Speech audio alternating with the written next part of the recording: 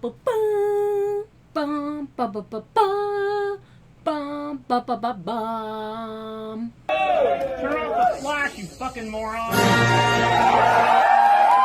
Susu, and welcome to my review of the Sims 4 Journey to Batuu game pack, the newest game pack from The Sims 4. This is the very controversial Star Wars pack. Before we get into it, I do want to say I did receive this pack free through the EA Game Changers program, but I am no way obligated to be saying anything positive about it, anything negative about it. I don't. Everything that I am going to discuss is my opinion, regardless of getting it for free. I also want to say that I am a fan of Star Wars. I've liked Star Wars for, it's been in my life for longer than I can remember. So, I do like Star Wars. However, when it was announced, I was a little disappointed. I wasn't thrilled, I have to say. But I tried to go into the game pack as objective as possible without having anything colouring my opinion one way or the other with it. So I will discuss everything. We'll go through, we'll look at the creator sim, we'll look at the build buy, and we'll look at the gameplay. I've got notes. I got notes, guys. First of all, creator sim. Now with creator sim we have a number of different items with various swatches, a few new hairs, a few new top bottom outfits, very layered. Everything has like 10 layers or something. I don't know. It does get a bit silly with the number of layers, but it's what it is. It's all very much grunge sci-fi. It's clearly Star Wars. There's maybe 2 or 3 items I would use for everyday sim stuff. A couple of things I want to note is that there's no alien makeup or accessories or headgear for children and toddlers, which doesn't make much sense to me, because surely there's child aliens and such, so there's that. I think for the children creator sim, and we'll go over that, there's like this one costume, but I don't think there's much other than that, other than the hairs. And for the toddlers, the only hair for toddlers are the Ray-Bans. That's it. There are options for toddlers and children, which is an improvement over some previous packs. So, that's good. The hairs, the children have all the same hairs as the adults do, but the toddlers only have the Ray-Bans, like I said. So there's that. But it's a little bit limited. The creator sim items themselves are really good. I did like a lot of them. They seem to be well textured, well put together. The only problem is Kylo Ren's mask. It just doesn't seem to fit right with the Sims 4 aesthetic.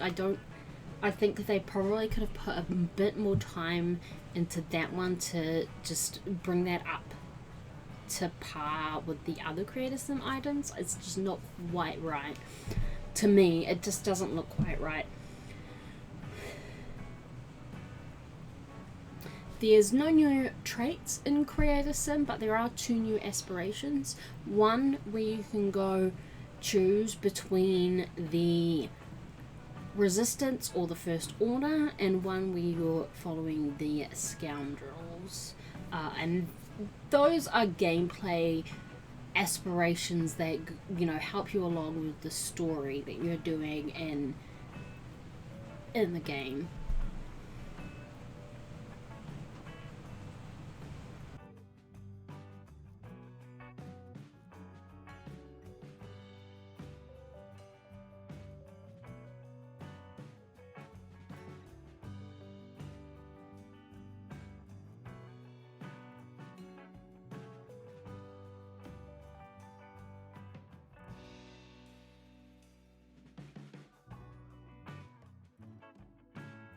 Now on to build and buy. Again, build and buy is very sci-fi grunge. It's very specifically Star Wars, and I would say that only the flooring and the wall coverings are probably the only things that I would actually consider using for everyday use. Other than that, it's all very specifically Star Wars, and that does make sense because there's nothing really in the game currently that would be that way for build buy. There are a few costumes already that were in the base game, but other than that, it's just yeah. So with the build buy, there's nothing there for people who don't want Star Wars stuff. So there's that. I do think that people are going to be able to do some really amazingly creative stuff with it. Because, I mean, have you seen the creativity of builders in the Sims community? Honestly, I think the things that are going to come out of it are going to be really amazing. But it's going to be very specifically Star Wars themed. The items themselves are really cool. I got a little excited seeing the little bits for the cantina. They have some good color swatches. Again, it's the darky, grunge sci-fi sort of look, because that's what a lot of Star Wars is. And then there's like the very clean, sharp, monochrome stuff for like the First Order and the Stormtroopers and such.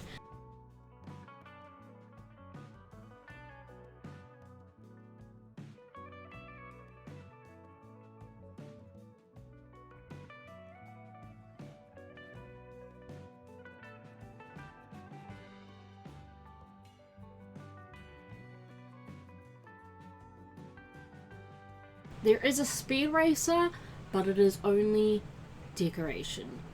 I was wondering about it. I saw the speed racer and I'm like, oh, could it be like the bikes that we have in university? No, it's just decoration, sadly. Sorry, guys. It would have been cool to have speed races, but it's what it is. Before we go into the gameplay, I want to also mention that when you first go into the world, you might notice wipe transitions into the loading screen, and only Star Wars can get away with wipe transitions. They are disgusting, but it's a nice touch for it to be, because it's a very Star Wars thing. Onto the world itself, it has 3 separate parts. There is the Black Spy Outpost, which is the sort of neutral ground between the First Order and the Resistance. It's where the Scoundrels are based. The Scoundrels, if you don't know Star Wars at all, they're like space pirates. They do totally legal shipments. So, that should give you an idea of what the Scoundrels are. And in the Black Spy Outpost, there is one actual lot, which can be edited through cheats, which is the cantina. Also in the Black Spy Outpost, there are a few rabbit holes, a couple of food rabbit hole places, a shop that has like various things you might need in your missions and such. There is a lightsaber shop where you can get the different bits for the lightsaber, and then a rabbit hole place where you can rest and freshen up and such. But it's very much here's a whole big world, here's one lot, and everything is a rabbit hole. The Millennium Falcon is a rabbit hole. So I just want to say it's a very, very much a rabbit hole world. So that's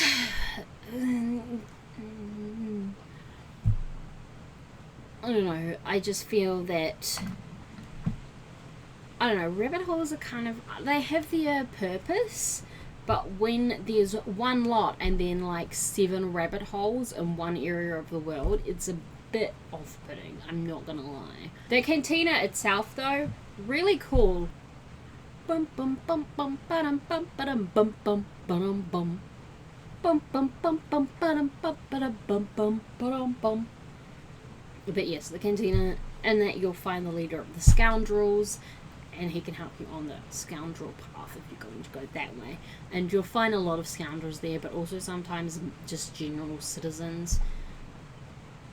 Black Spy Outposts have a couple of stormtrooper patrols, but it's not a very heavy First Order presence compared to the First Order district, which also only has one lot and one rabbit hole. So actually no, I'd say two, because they have a TIE fighter. So they have in the First Order district, they have the First Order base, they have the Droid Shop where you can buy your droid and customize it, and the TIE fighter, which belongs to the First Order. So the Droid Shop, you can customize your droid to an extent, like you can choose the head and the body of it. So you can either use you can either get a BB unit or an R2 unit. I got a BB unit and it was purple, like a purple head, purple body, because I was just like, yes, a purple BB-8, I love it. It was not named BB-8, but you know, that's what I chose, because I was feeling that. In the First Order district there are a lot of First Order officers, there are a few stormtroopers, there is the Lieutenant Agnon, who you go to join the First Order and do any First Order missions. And then in the third part of the world there is the Resistance Encampment, which is in a forest, and in that forest, you know, there's a few pathways that lead you through to the encampment. There they have an X-Wing ship, and they have a few tents, like they have very specific resistance tents that you can get, but you can just have them for fun in your house at your home lot. And there they also have their resistance base, which you can go on once you're, I believe, level 2 or 3 resistance level. I'm not sure, can't remember. And it's the same with the First Order base. You can only get in there through once you're on level 2 of the First Order, I believe. Also at the Resistance Encampment there is a cave that you can explore, a rabbit hole, and a really gorgeous waterfall. It's just really pretty. It's a really pretty world. The Resistance Encampment has like a forest, and the waterfall is really pretty. The world itself, the settings, the world dressings are really, really nice. And if I'm honest, that made me a little nervous, because we've had in the past when the world looks gorgeous but we've had really shallow gameplay. So I was like, okay, we'll see where they put their budget. So yeah, I was a little unsure there, but I decided that I would do one of the routes that you can go. So I decided that I would play through the Resistance route, follow that storyline, and I followed it for a while. Actually, I followed it through to the end. I don't know why I said for a while. It doesn't take too long. Like, it's not a very long storyline. It's not a full-on video game. If you are just a Star Wars fan who doesn't play The Sims, looking for another Star Wars game, this probably wouldn't itch that scratch for you, because there's not much. There's just not much to the story overall. It's a Sims game with Star Wars in it. So yeah, I wouldn't recommend it for someone who doesn't play The Sims but really likes Star Wars. It's just, they'll be disappointed. That's just how I see it. But I enjoyed it while I played it. The storyline, for the storyline, what you would do is you get missions from the Resistance or from whatever one you are following. So it'd be the same if you were going for the Scoundrel or the First Order. And you just follow those along, get more ranks. There are different types of missions. There are just general missions that improve your reputation, that give you credits, and maybe some bonus items. And then there are missions that progress the story along. And you'll know those because they have a little silver specific thing around the symbol for the group that you're belonging to. So there's that, and yeah, I did have a good time. A lot of the missions are very similar and very simple, and if you are struggling to figure out how to do something, if you hover over that particular task in your missions, which is in the jobs panel, it'll tell you what you need to do. So you can generally find something. If you're not a Star Wars fan, it won't make any sense. But if you like Sims and Star Wars and you're playing along, you'll be able to get through it easily enough. And I enjoyed playing the storyline. I felt a bit like, because I was on the Resistance, I was doing like undercover missions and sort of sneaky sort of things, except there was no sneaking because it's The Sims. And some of them are really, really stupid when you try to sneak into the First Order base and they're just looking the other way. And it's like, hey Kylo, I'm over here. You're looking right at me and you're not looking and you're not paying any attention as I'm sneaking into your... Okay, that's fine. You do that because that made it easier for me. Couple of things as you were doing the gameplay. A lot of the stuff that you need for especially the higher up missions, like further through the story, is programming skill and handiness skill. You need the handiness skill for your droid, and you need the programming skill to be able to hack into things, or slice. They call it slicing. So those are a couple of skills that you might want to get before you start the Star Wars mission, or just cheat them in like I did. Because I just wanted to get through the story. Like, I was here to figure out the actual gameplay of it, not to spend hours trying to figure out, just spend hours grinding up my skills, you know. It's fine. I'm allowed to cheat in that case. So, yeah.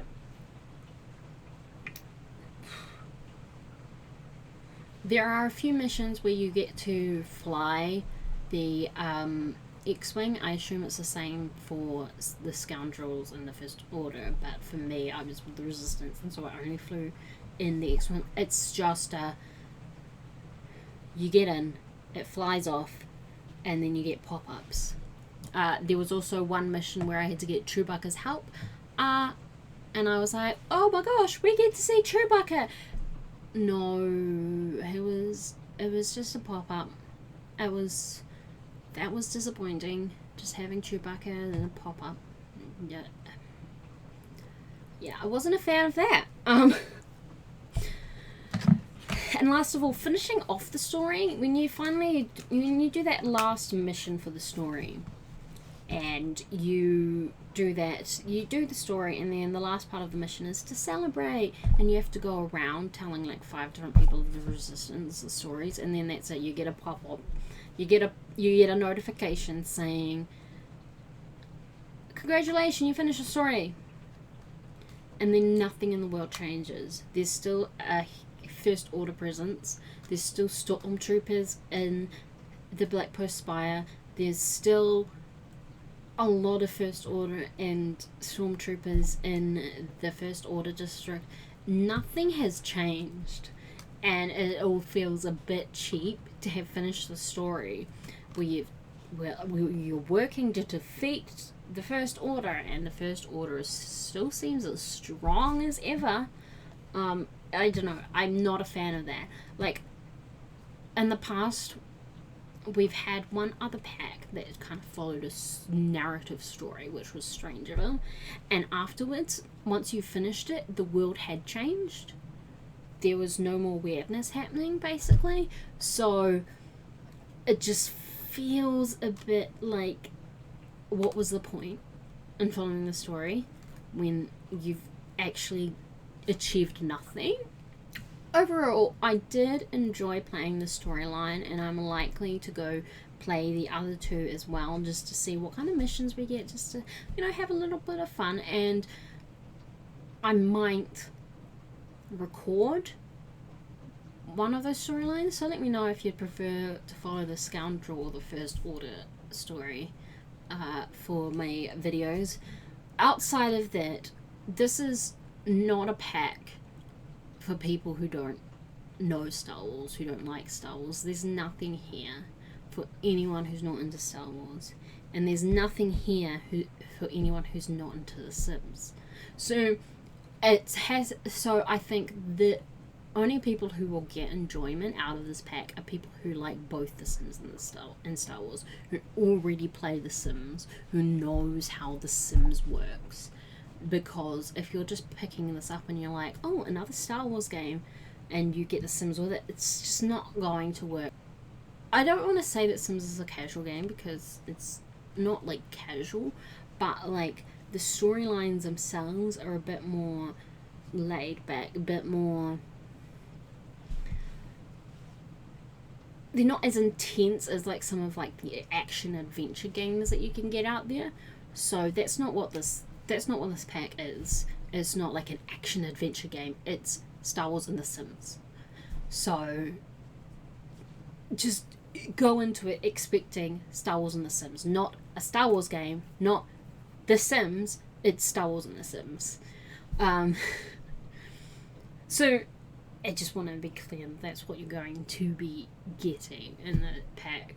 I'm also not sure about some of the aspects of it, such as with the story end being so disappointing. I wouldn't pay full price for it. For me, Star Wars was never something I really wanted in The Sims. So yeah, and my own opinion is, you wait for it to be on sale, half price, however much off, or get it in one of those bundles where you get some of the price taken off with an expansion and a stuff pack with ones that you really want. Because it's just not worth the full price of a game pack. I find often game packs can be a huge hit or miss. And I've had some really good game packs in the past, but I just feel that this one, there's just some unfortunate drawbacks to it. And maybe it's because they were trying to squish 3 storylines into one game pack. That meant that the storyline or the end of the storyline didn't feel as complete. So yeah, I honestly, I don't know why it is that way. It just is, and I wanted to share, you know, I did have that disappointment when I finished the story and all I got was a notification that I had finished and nothing else. It was very dissatisfying. Alright, but those are my thoughts and such on this pack. Overall, I'd probably give it a 6 out of 10. I'm gonna give it a 6 out of 10. Alright, that's it. That's my number I've decided on. Enjoyable, but that's it. I don't know. But that is all for this video. Thanks for watching, and I will see you next time. Dag dag! Dun dun dun dun dun dun dun dun dun. Dun dun dun dun dun dun dun dun dun. Dun dun dun dun dun dun dun dun dun dun. Dun, dun, dun, dun, dun, dun, dun, dun.